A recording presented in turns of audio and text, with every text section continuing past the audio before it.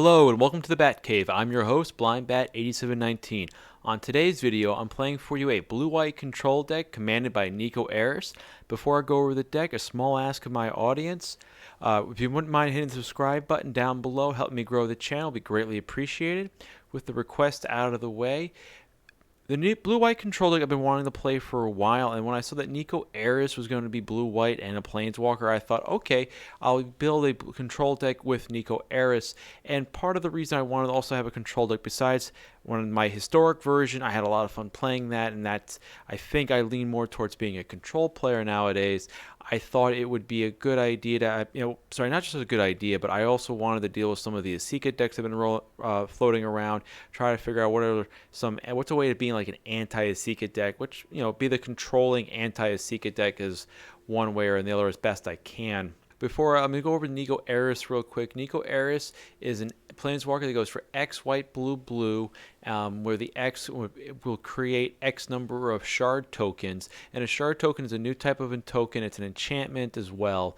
So there's some synergies for that. And then you pay 2 sacrifice, scry 1, draw a card. And there's some card draw synergies in here. The big thing with Niko Aris I have found is the middle ability, the -1 that deals 2 damage to target tapped creature for each card you've drawn this turn. That I think is one of the big upsides to Niko in addition to the shards. And one of the reasons why I'm actually playing Icebind Pillar to be in conjunction with the -1 deal 2 damage effect from Niko Aris, because I found there might be a turn where my opponent plays out something big and scary that I don't want them to have. I can use the pillar to tap it down and then figure out a way to draw enough cards to deal the damage to it. The tricky part is remembering the math and remembering how many cards I've drawn this turn, as every card drawn equals 2. So take the number of cards drawn, multiply it by 2. So a little bit extra math to deal with this. The +1 isn't totally usable in our deck. Something with, like, say, Solemn Simulacrum dealing the damage, it kind of becomes like a Thassa's Blink ability. But something with like Realm Cloak Giant lets us deal like 7 damage, get in, and then bounce them back to our hand to destroy all the non-giant creatures that may be on the battlefield. And then worst case scenario, we always use the -1 to create a shard token to give us an extra one. And one of the cards I kind of synergizes really well with is the Archon of Sun's Grace. And I put that in specifically because of that the shard tokens are enchantments. So I thought that one of the ideal play, when I'll talk more about that, what the ideal play is actually when I talk about the Archon. The other thing I've noticed with Niko Aris, when you play him, the play pattern I have found to be very useful is you kind of want to keep him around 2 loyalty, because your first turn you might decide to plus up if you need to kind of protect him and give him a little more loyalty, but you'll either create a shard token or deal 2 damage with the first activation. The next turn, if he's still around, you really don't want to create a shard token for your second activation, because what might happen is your opponent might then play a creature out that you may want to kill. And so then it feels like to me it's a feel bad to use the -1 to kill something and lose Niko, because I created an extra shard token that may not have an impact later on. So usually what I've found, if he's at 2 loyalty and I really don't have use for a shard token, there's nothing for me to kill, I may just +1 just to kind of get his loyalty up, and therefore feel more comfortable minusing 1 and not losing him on subsequent turns. Now, I was saying that I built this up to be more of a hate sort of deck, have some more hate cards in here. So starting with Confounding Conundrum, this is something that might be a hate card more for the ramp decks that may be around. Again, I kind of had a little bit of Asika Prismatic Bridge decks in mind when I was doing this. They tend to ramp a bit, so I figured Confounding Conundrum would be a way to stifle them with the ramping. This was really a good card when the Omnath from Zendikar Rising was floating around. This just kind of stymied them, and I think it's still useful nowadays. Thieving Skydiver is a card that I'm hoping to kind of steal the Shadow Spear with if I can, or the other one I would like to steal maybe an Arcane Signet, because I figure at that point you're paying 4 mana to ramp yourself with mana by stealing the artifact. It ramps as getting a 2/1 flyer. If you get the Shadow Sphere is really nice, and I've happened to pull that off once or twice, which is pretty cool. This has been used well against me, so I thought it might be a time to try it against my opponents. Weathered Runestone is an all-star right now, I feel like, as the stopping your opponents from getting things back from their graveyard can be huge. I played against an Aura deck that I had this out, wiped their board, and they had 3 clerics out. Nothing came back, which was pretty amazing. It shuts off things like a Realm Walker as well as Fella and Vivian, as they can't get things out of their libraries. So this card I think is really good. And again, thinking back to his Secret Prismatic Bridge decks, with this out, the Prismatic Bridge does nothing. So I think Weathered Runestone is a great card to have if you're going to be like a hate card or looking to be more controlling. Reidane, God of the Worthy, I think is a great card, especially if your opponent is playing Snow. If you get this out on turn 3, they have to deal with this. Otherwise, they're going to be behind a turn on mana development, because while they'll play their land, they come into play tapped.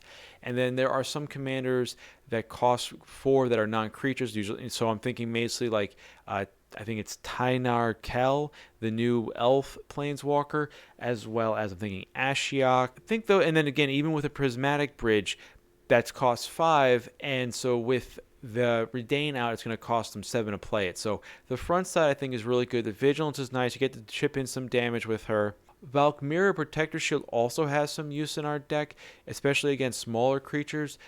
One of the things I've found is like they have a Scoot mob out with a lot of creatures out, or even some of these small Death Touchers with like an Infect sort of deck.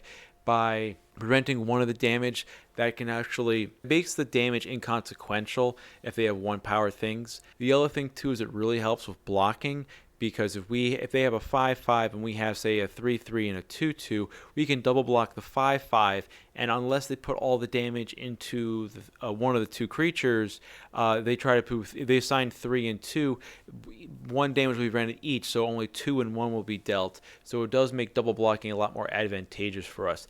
The last bit of text about being attacks for targeting our stuff with abilities and spells really hasn't come up and been effective for the most part, so I'm not really relying on that. But every other piece of text has been really useful with Reidane and Valkyria. Spark Hunter Mastercore is in the deck because I was talking to a friend of mine complaining about Ugin the Spirit Dragon. So he suggested about playing more things that survive Ugin, and Spark Hunter Mastercore being a colorless creature is one of those things. The fact that he also can kill Ugin incidentally with his abilities or other planeswalkers is nice. The protection from planeswalkers is good because it means they can't target it with Ashiok or say with Liliana or Teferi. And then we incidentally can make him indestructible as well, so he can be a hard thing to get rid of. The discard a card is better than past Master Cores, I will say that. So and usually we have like an extra land we can get rid of in the meantime. So if we're a control deck, one of the things we need to have are counter spells. So I have 6 in here in the deck. The first 3 are kind of cheap but conditional. So Disdainful Stroke, only costs 2, but it has to target something that has converted mana cost 4 or greater. Essence Scatters 2, but it only counters creature spells. Negate counters non-creature spells. Saw It Coming is our baseline counter anything spell, which is nice. Voracious Great Shark. I think this is a fun counter spell to have, as it leaves behind a big body and it targets artifacts or creature spells. So there are some big ones we could easily counter and have a nice 5/4 in play afterwards. Fastest Intervention is a card that I'm playing kind of more for the motival aspect of either if it's something we can counter and they can't pay it, we can just counter it, no problem. Or if we're in a tight situation and we need to try to find an answer, we could try to pay into it to find the answer that we need. I was originally playing the cycling counter spell here, but I realized I was never going to cycle that for the most part because I would rather have the counter, whereas I think this one does a better job of being modal because I can, if I don't counter the thing, I could look up, at least draw 2 cards as opposed to 1 and basically just double up everything. So I think Fastest Intervention, it's possibly cuttable for another counter spell, but I think it's something I want to play a little more with. Now, if we don't happen to counter our opponent's things, we got to deal with them on the board. So that's what this pile is for, is our interaction. So Divine Gambit is not really an early turn play. I'm kind of hoping to use this more later in the game on something that's super powerful. And then this way, if they put something back in, it's something not as awesome. So targets we're kind of looking for would be something like Chromatic Orrery, the Great Henge, Terror of the Peak, some big creature we don't want to worry about for the most part. Ideally, we'd be able to use this for the cheap and then have another answer for the thing they put into play, which would be nice. Banishing Light is just some good old exile removal in the deck that I think is just good to have.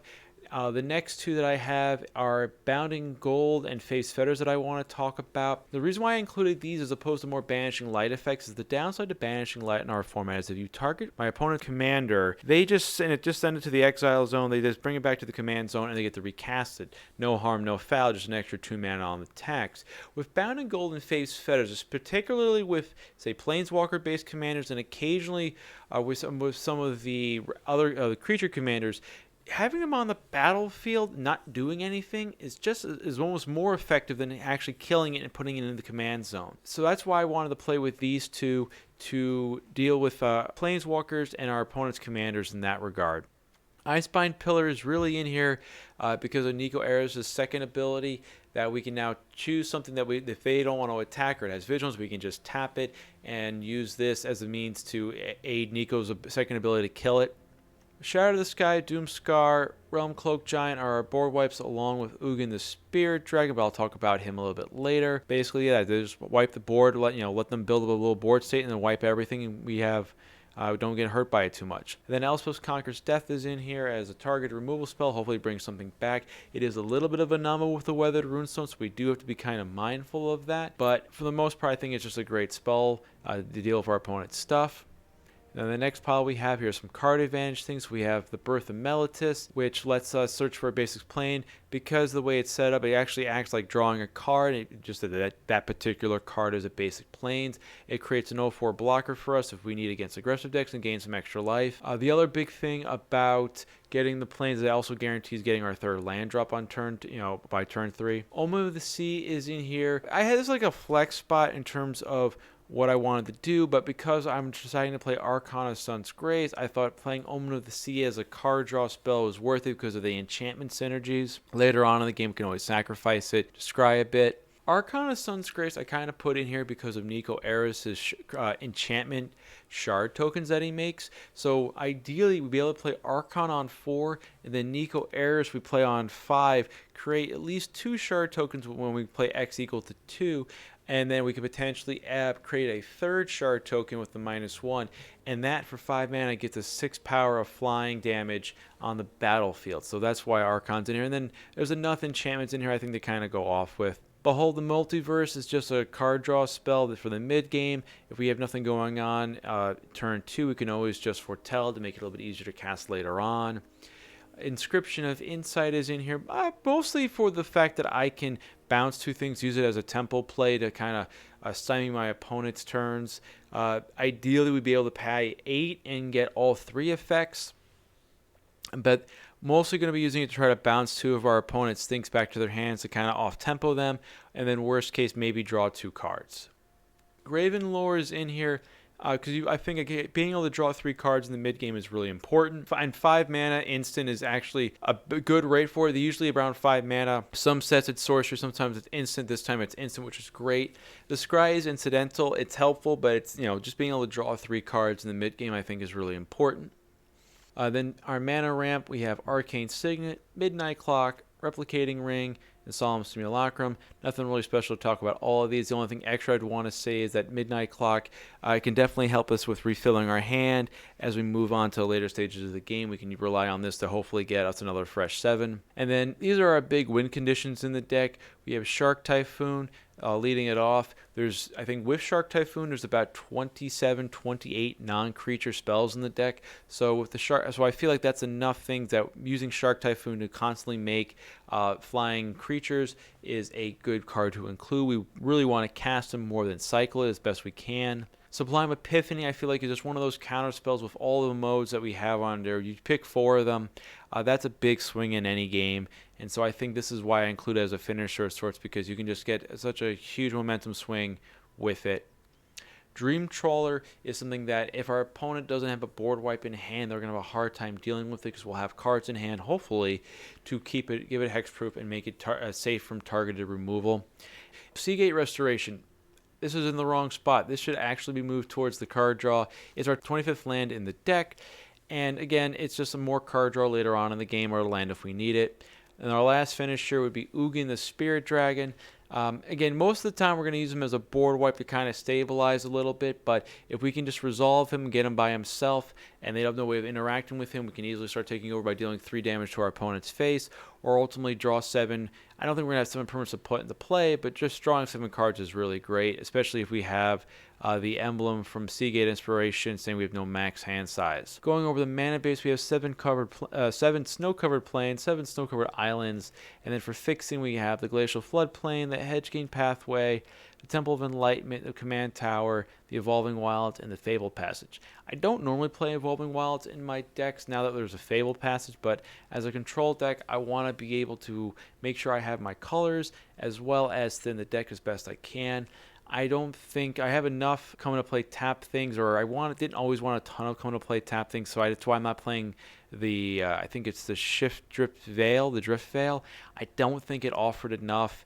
Being a 2-color deck, that it was worth playing for the snow, as I think I could just play a basic and be better for it. The other lands I wanted to talk about that we have was I'm running Faceless Haven and Crawling Barrens as man lands, as the ways to make our opponents have a harder time. They need instant speed removal to deal with these things. And then hopefully with Barrens too, we keep our mana up, we can use them as a mana sink. Gates of Isfel to give us some more card draw later on from a land. And then Castle Vantress is there to kind of give us some little scry later on in the game if we need it. So with the deck tech out of the way, let's jump into the arena for some brawls. Alrighty, we're going to keep this hand. So one of the benefits about being a control deck and this being the Brawl form is we have to know what our opponent's playing ahead of time. So we're playing against Lizard Breath 86, piling a Soki Bearer of Secrets deck. So the counterspells are not as good. The Icebind Pillar would be nice a little bit, but I also think they're going to play a lot of small things to start out with and that Niko can deal with, and hopefully we'll be able to start drawing enough things later on to find answers for all the other things they might be playing in the deck. Let's switch over to a white bear since we're playing a blue-white deck and say hello to our opponent and lead off with the snow-covered island. We're going to hold off playing the pathway until as late as possible. So one of the cards we definitely want to be able to get is the shield side of Reidane, as that will definitely work a lot better against these things. We have that. Alright, so let's play this out. That's good. So I am liking the idea of... Alright, that came into play. Tap, Moss Viper. Alright, so this is 2 Death Touchers, so they're definitely going with the Finn strategy here. I think I like the idea of playing out Niko here. Pay 0.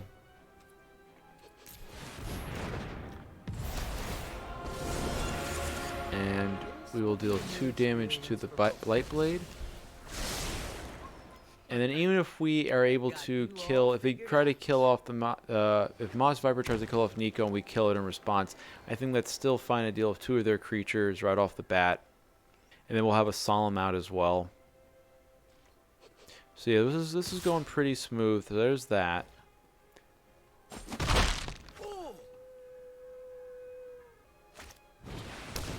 Scute Swarm. Okay. So that changes the play a little bit here. So, because we're not going to play out the Icebind Pillar. And to make sure we have everything that works, just to be copacetic, we'll play out that right now instead. The Faceless Haven, because that's a snow land. We're going to tap this down. And then deal 2 damage to the Scute Swarm that way.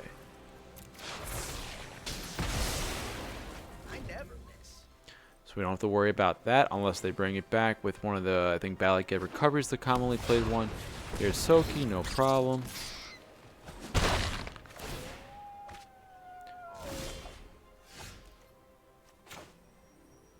Alright, so here we're going to go with another white source. Actually, we're fine. I was going to say, ideally, we'd have answers for everything. I think we're going to Bounding Gold Soki here. Reason being that he's indestructible. So unless we get to Ugin for the most part, he's just going to be around. So I think I don't mind using that now.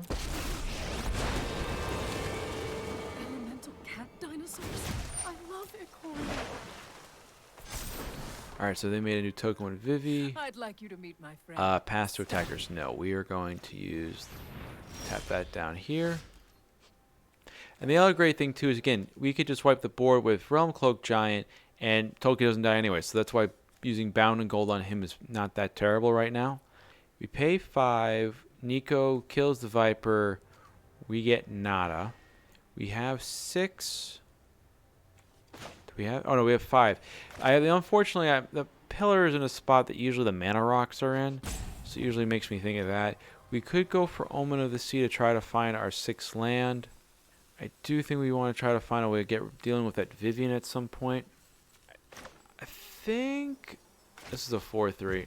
All right, so let's go with Omen of the Sea. See if we can try to get our land drop here. Perfect. Okay.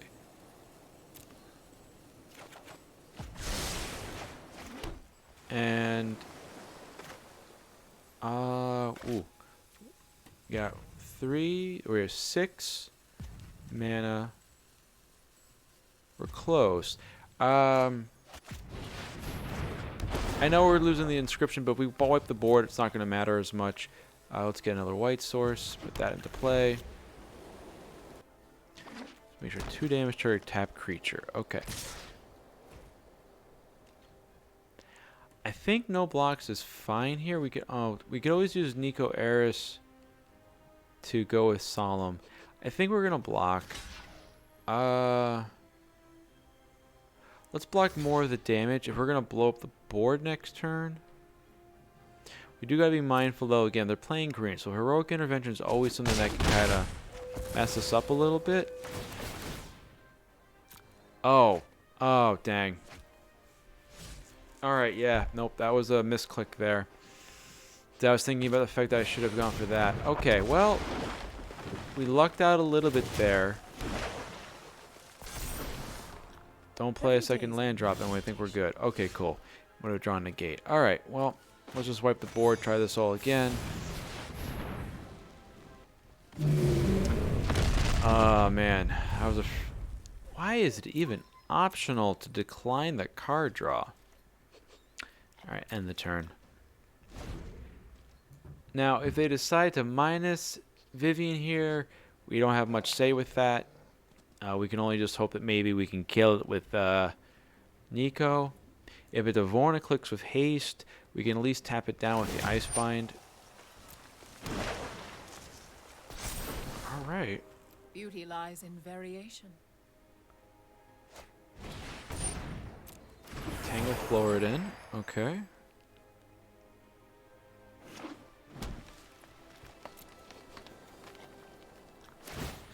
Alright, let's tap that down.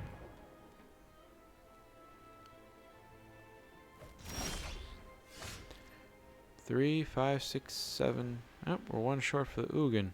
So let's see now. If we try to get aggressive here and knock down Vivian, 3. That would leave us up with a negate, and we take 4 damage in response. Flash screen things. I think that might be not terrible. We play out the 7. We have a 7 drop. They're probably just waiting for a Kogla to fight with. I think we'll just hang back, be the control guy, try to get to an Ugin, I would say, maybe with backup. So we'll probably want to use the Graven Lore. Tap down the 3/3.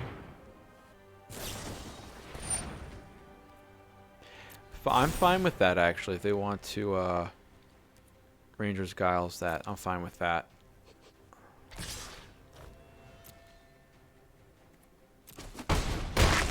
Take the 5.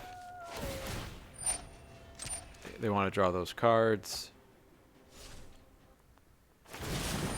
Savagery loves company.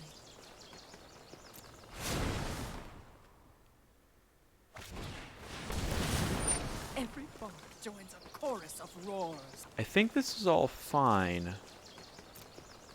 Because all we can do is get their 8th land, and we're gonna go for Ugin. And that should do the trick for most of this stuff. Because they're playing this post-combat when it has haste.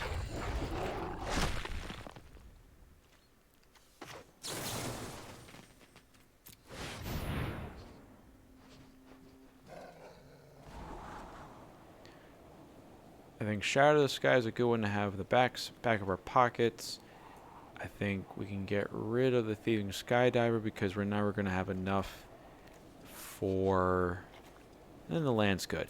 We're never going to have enough to actually steal, I feel like, the Great Henge. Alright. So we will end up losing... They'll be able to get Soki back because we're going to get rid of everything, including the Icebind Pillar. So I got to be mindful of that. So this may be a little bit of a risk, and maybe I'm misjudging. Maybe it's just gone with Shadow of the Skies here instead. But 1, 2, 3, 4, 5.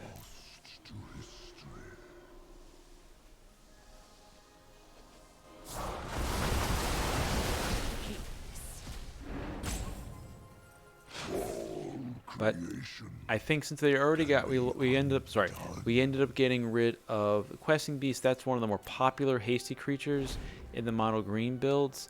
Soki doesn't have, Toski doesn't have haste, which is good. Vorniclex is the only other one off the top of my head that people play with haste in mono green.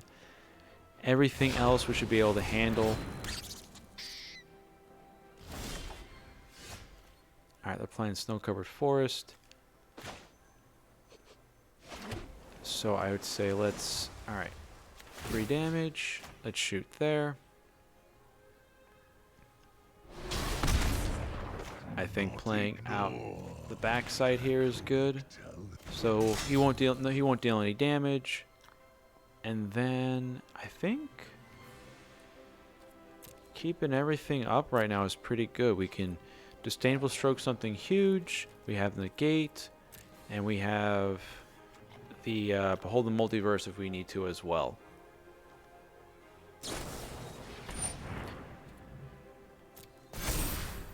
Alright, totally fine with that. If we wanted to do, we could also even make the Faceless Haven into a creature and then use a counter spell if we want to with that as well. Migratory Greathorn. That's a good idea. Let's not and say we did. Because my 5 mana play always never works. So let's just counter that.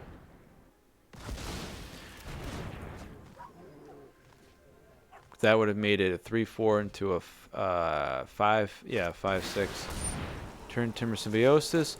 Second counter spell. This might be enough to have our opponent want to concede, as we're stopping them from playing the game a little bit. Alright, goes down 1. Totally fine. Shoot 3 there. We're going to have more cards than them regardless, so... I can't... Can I cast this? I can't, right? No. So we might as well just foretell this now. We'll have the mana, which is good. And let's see if they can deal with a 7/7 in play. We're a little bit shields down. Finn. Alright. Finn's fine. All that's good for us right now. Even if they make the 2/2, not the big thing. And there we go. Alright. We were able to establish a board state that our opponent get back from. So I used to train in Brazilian Jiu-Jitsu. I'm waiting to get back into it, but one of the things they always say is if you can control your opponent, you can take control of the fight. So with the control deck here, we're just going to play things out, get ourselves into a position where we're in control of everything, and then from there our opponent is going to kind of tap out and concede. So Lizard Breath 86, thank you very much for the game, and let's move on to the next one. Alrighty, we're playing against DarkLaw, piloting a Magda Brazen Outlaw deck. I built my own Magda deck. She is a lot of fun. This thing was a good test for see how well I built this deck, and I think this hand does not do enough because they're going to come out as fast. And I think Reidane is good. It's questionable. They're going first. We get a chance to draw another card. We have the Saw It coming. We can always foretell. But I think I'd rather have either a board wipe or some more mana to get towards it. And I think Weathered Runestone's definitely a card we want to have.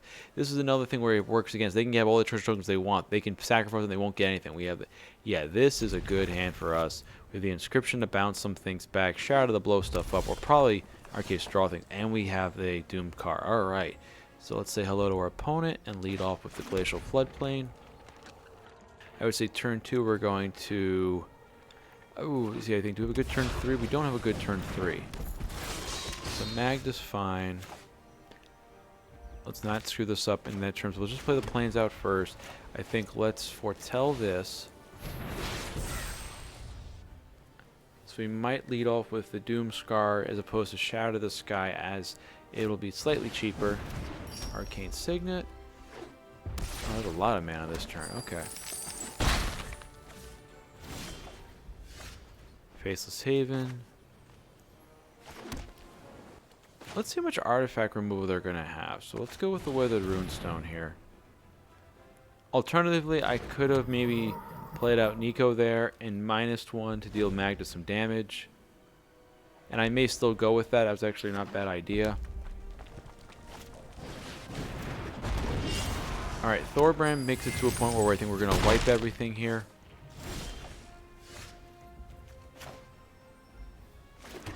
And I think nothing's big enough. They don't actually have nothing big enough, so let's just use Shatter here. Alright, so we have 4 cards, they have 4 cards.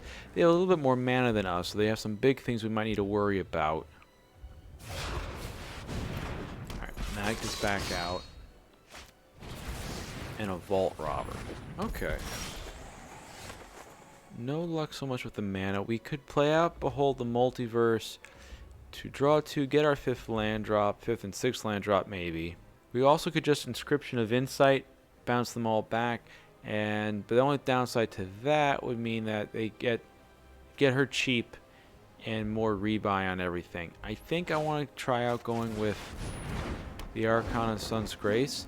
Now the tricky bit, we do still have to worry about Embercleave coming out from us. That's totally a thing that can happen. But what I'm hoping to do here, Volcanic Dragon, that's nice.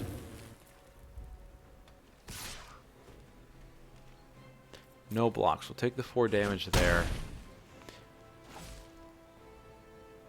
Is there a way for us to draw another card here? Let's go with the blue. So we play this for 5. We haven't drawn anything. If we play it for 4. Alright, so I think we're just going to play this for 5. Oh, no, wait. Cancel.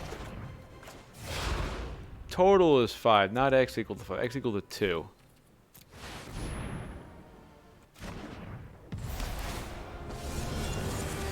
Alright, so that will now give us some more flying blockers. Now, we do have to be mindful again, if they attack all out, let's see, let's go with a, we've only drawn the 1 card. So let's just create a shard token, get another 2/2 in play. So now again, if they attack all out, we gotta think about Embercleave tricks for the most part. Leyline Tyrant, that's another nice one. I really don't want to use the Doom Scar on, at least with the Leyline Tyrant, unless they tap out. Yep, alright, so we're looking at possibly an Embercleave here.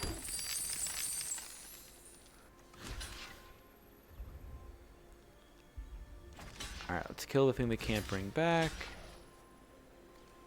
And then if he gets first strike on this, oh, they all die then.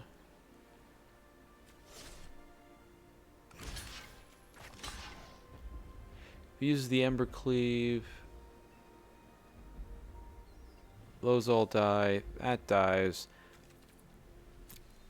Alright, so let's expect the Embercleave here. Alright, Fire Prophecy, not the worst thing.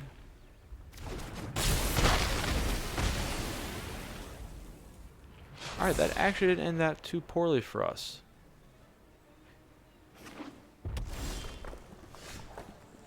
Alright, so we could use Thieving here to steal an Arcane Signet. Is it the worst thing in the world? Probably not. This isn't tapped, so we can't do anything with Niko. If we do the 4... I'm just trying to think if we pay 2 to draw, does that do us anything good here? We could bounce the Leyline Tyrant, but it doesn't really do much.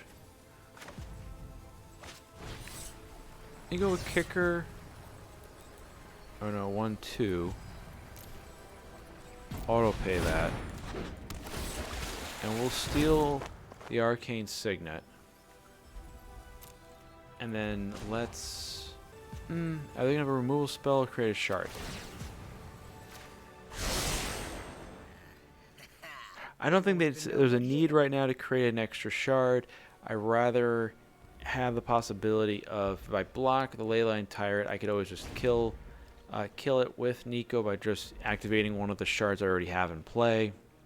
And this 6 mana here lets us get to, wow, a Hellkite Punisher. Okay.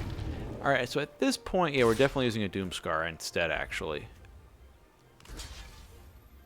So we block here.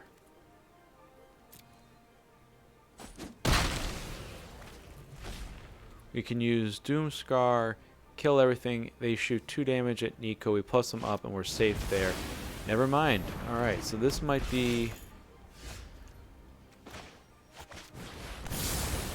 blow everything up. That resolves. And our opponent concedes. Alrighty. DarkLaw, thank you very much for the game, and let's move on to the next one. Okay, looking at this hand, I'm fine with keeping this one. Again, I like Birth of Meletis on 2 to get us that third, in this case, our 4th land drop. Negate for some interaction, Behold the Multiverse to help some draw, Inscription of Insight. We're playing against Galvanic, Gourd, piling a Kenrith, the Return King deck. These decks range all over the place, from 5-color good stuff to shrines to any possibility thing you want to kind of make. So it'll be interesting to see what they have cooked up for us today. Say hello to our opponent and lead off with... Actually, let's lead off with the plane so we don't screw up our turn 2 play with the Birth. Alright, simple mastery. So I'm expecting some ramp, maybe some slow stuff in the beginning for them.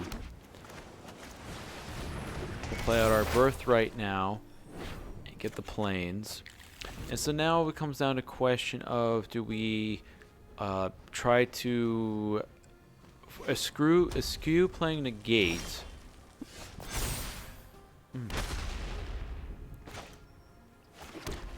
Ooh, so, I mean, Spark Hunter Massacre is nice. I kind of like the idea of playing this out right now and see if they got any removal for him. We'll get rid of the planes. And then next turn we'll have 4 mana. We can hold up Negate. Worst case, use Behold in the meantime. So yeah, I know we went down a card, but I think we put on a threat they kind of have to respond to a little bit.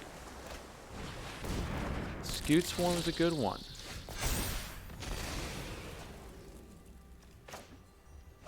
Alright, so let's swing here.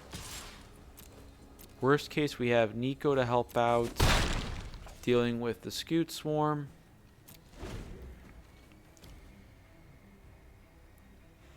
You can always use the Inscription of Insight to also get rid of, depending on how many... Well, right now we only have 1, so the one that get the 6 drops is the one we have the issue with. Solemn Simulacrum. Yep, can't do anything about that.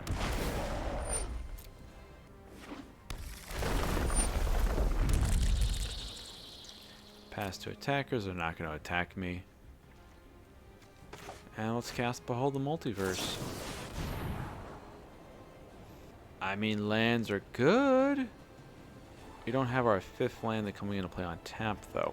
I think I'd rather get rid of the Temple of Enlightenment just to be able to have this as a possibility instead of the fixing.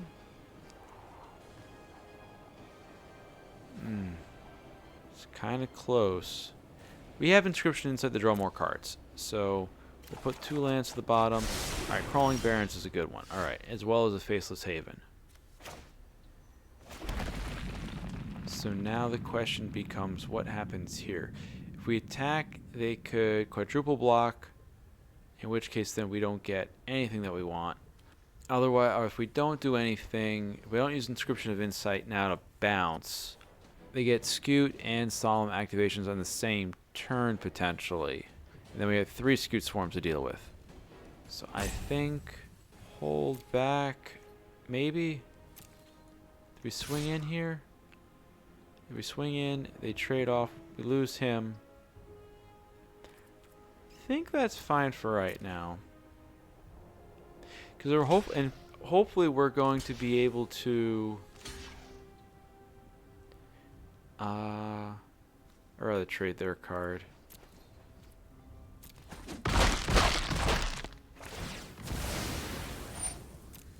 And that's fine. Because we're going to be able to hopefully counter their next big thing with, say, a Voracious Great Shark. Which, we have the negate as well. Migration Path. I think that's an easy negate for us.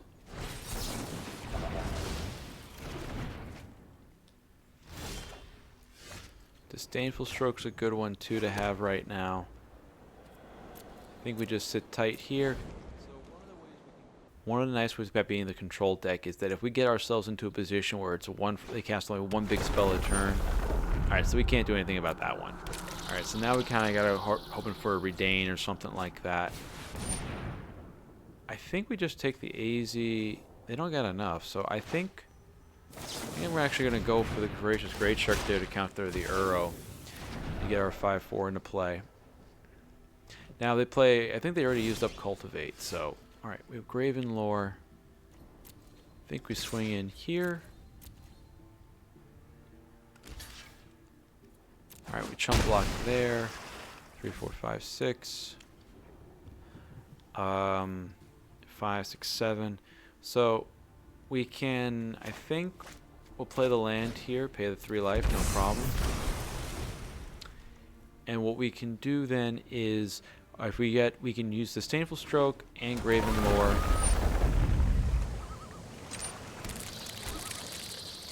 And we can definitely get our next land, use Inscription of Insight, Fires of Invention.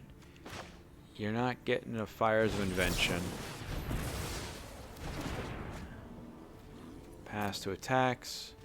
They might risk attacking with Niko at this point. I think Graven Lore is worth it. Pay with as much snow as we can. Got the Reidane, which is one of the things we were looking for. We have enough white, we have enough blue.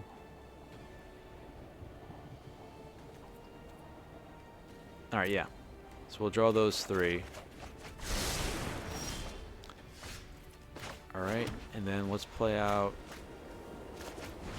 the backside of this here.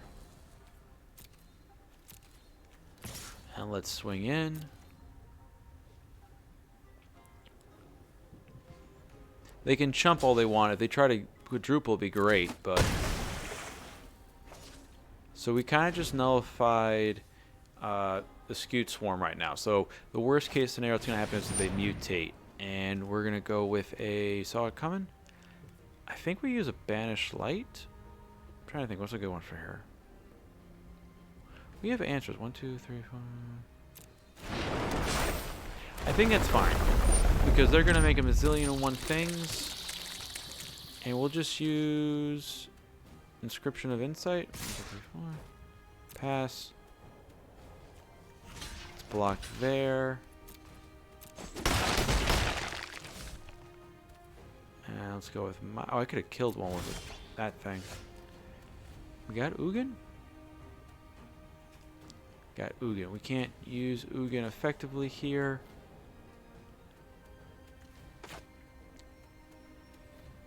We probably should... We could kick this.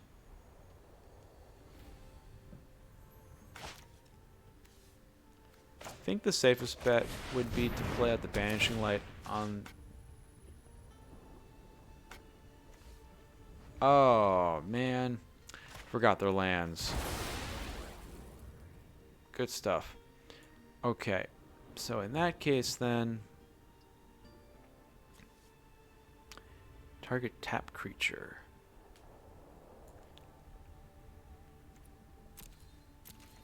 Alright, no attacks. Oh, man. Alright, so I should have countered it. That was my mistake. Alright, so now I gotta figure out some other Terror of the Peaks. Okay, that's just as bad. We'll just counter that now.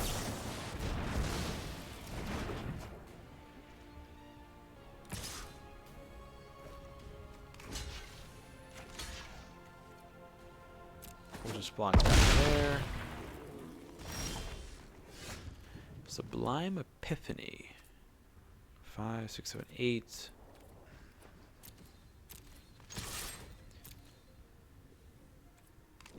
You got 5, so one more. Alright, yep. So Uro's coming back now. Okay. But if they go for the Uro play, we probably can counter that. And then we can counter the Uro, bounce the Ashaya. They should hopefully not have enough mana to do that again. And then we can try to start getting an Ugin to play to start dealing some damage to stuff.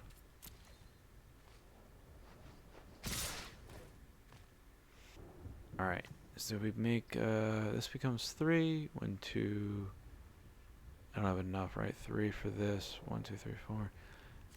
Alright, we will take the damage.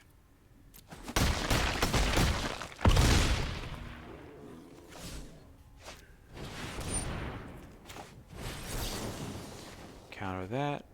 Ah, return target non-land permanent to its owner's hand.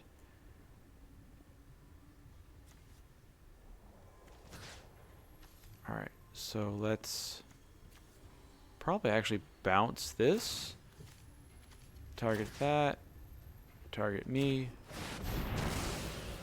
So we get rebuy on the Banishing Light maybe again.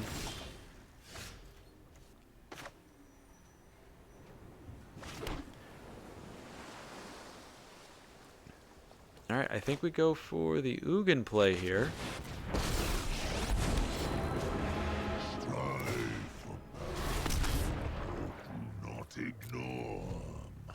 I could actually also murmur to -3, which might have been the better play there actually, because that would have dealt with all of those.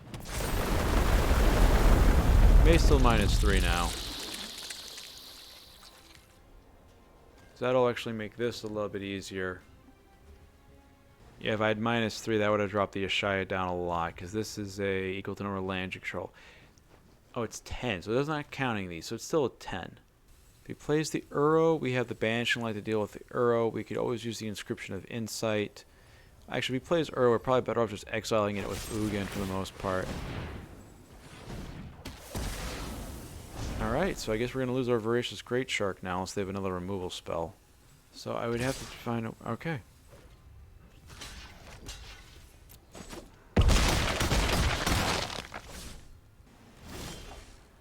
Alright, Command Tower. So we minus the 3. That doesn't actually do much for that. That would have helped more with trying to deal damage to them.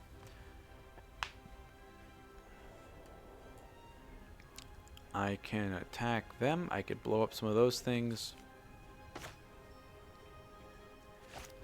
I think we're just going to go with Fist with Kicker. Let's bring back 2 of those suckers. We're going to target us. That sounds lovely. We will draw those. Lay out a command tower. Blow up all of that. Ghost fire, my greatest creation. And hopefully now that we've survived long enough with Ugin that he can go off and we will be rewarded greatly. Granted, like I said, there's not enough that we're going to mostly put into play. Maybe a bunch of lands. Alright. I guess this Ugin's going to hit my Ugin. Cherish what little you Nice. So this is actually... Alright, so it's going to help out a little bit there. This is may put that into play. So we -3. I get... nothing through. I can -3 and deal feel like we put down Divine Gambit here, it's not going to work as well for us. We could shoot him down, and they just shoot back and forth. I think we're going to go with the Banishing Light again. Get rid of the Ugin. Shoot them for another 3. And we could be a little adventurous here and try to swing with the 5-drop. Slowly whittle those things around. Alright, so we play out the Confounding Conundrum. Yeah, I think Confounding Conundrum is going to be fine. Because I think that actually... I mean, that would work against the Shia a little bit, but that probably won't help out in our favor. Sure, go for it.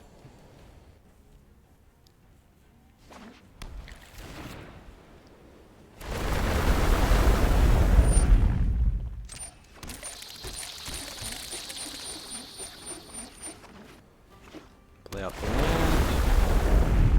They gotta bounce one back.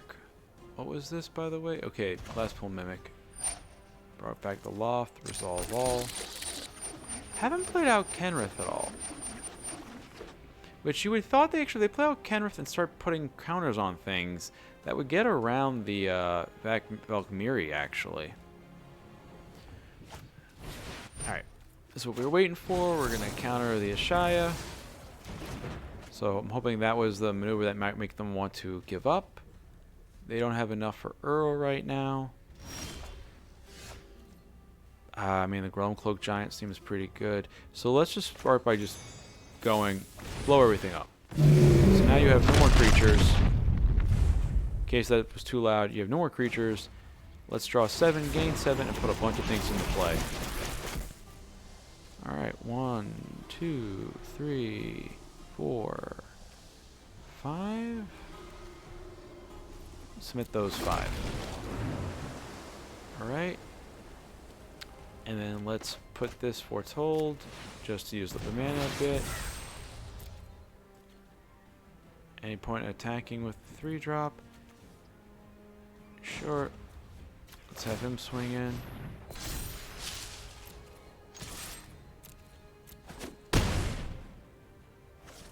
Alright. And I think we're kind of set from here on out. We should be able to finish, if they don't concede, we should be able to finish them off with Ugin next turn. Skyclave Apparition. Random mana course 4 or less. Okay, I see what he's going to go for. That's fine.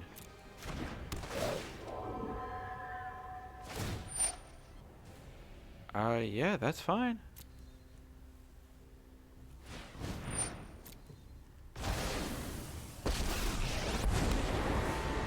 Unutilized knowledge. So he's going to go for the board wipe here, I guess? 6 or less. I don't get anything out of this. Alright, totally fine. I think you might be giving it to me here, buddy. That resolves. I get a 3/3. I have 9 on play, so unless he plays out... I guess he's going to play out the Uro to gain some life. In which case we can use Faith's Fetters to try to finish this thing off. Yep, they're going to cast the Uro. So that gets them another 3 life, puts them up to 12. So we'll have 4, 8, 11. Ooh, Kenrith. Well, that's different. All creatures gain haste. Well, that sounds good. Why would you give it... Oh, he's trying to finish him off? Oh, I don't have the 3 mana. Crap. Alright, no blocks then. I no longer wish to stay. Let's put the counters on here and then. Decline. Face Fetters the Gambit.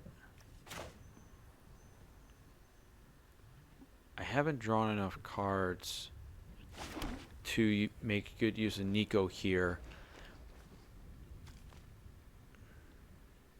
Alright, I think the simplest bit here would be to attack. Death has Next, let's use Face Fetters. Alright, I realize now Face Fetters may not have been the best option for that. As he could... Oh, no, we're good. I'm sorry. I was panicking for a little bit because I thought with Face Fetters that he could just bring back the... Oh, he exiled it, didn't he? I was going to say the Skycloud aberration, but the Face Fetters actually prevents Kenrith from using his abilities. So right now he's facing down lethal on board.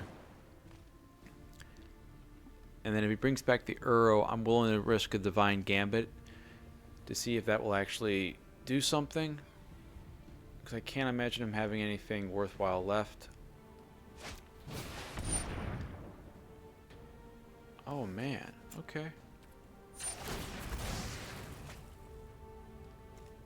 Let's get an island. Does he still have enough to cast the Ugin? 1, 2, 3, 4, 5, 6. Oh, he's got enough for the Ugin. Thankfully, this is 7, so he's got to use everything to wipe the board. So if he wipes the board, X equals to 7. Okay. I might still be able to get him with our creatures, though. Can be undone. So let's see now. If we pay out, we have 6. I'll try to tell what we have 6 of. I'm going to go with, we have 6 of the mountain. Nope, that's not it. Alright, so we say... So we have 6 of something. So 3 of that leaves us with another 3 left over. 3 plus another 4. Alright. I think we got this. 'Cause that's 4.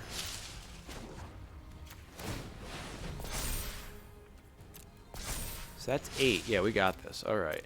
Swing all in. Good game. Let's pump again.